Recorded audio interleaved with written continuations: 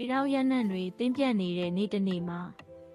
အဖိုးကိုတယောက်ဟာသူ့မြေးမလေးကိုအဖိုးတန်နဲ့သင်ငန်းစာတစ်ခုသင်ပေးနေခဲ့ပါတယ်။တကြံဆိုတာရေပက်ယုံတသက်မဟုတ်ဘူးဆိုတာကိုပေါ့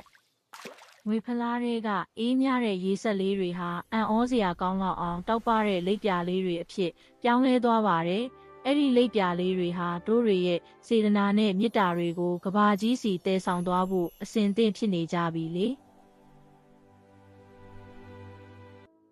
ငွဲချောက်ပြီးပင်မနွမ်းနယ်နေတဲ့မြို့ပြရဲ့စိတ်ညစ်ညူးမှုတွေကို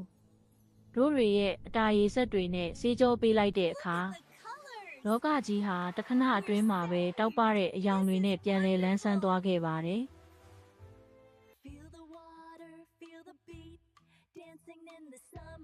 ခေတ်တွေဘလို့ပဲပြောင်းလဲပါစေဂီတတန်တွေဘလောက်ပဲစမ်းသစ်လာပါစေ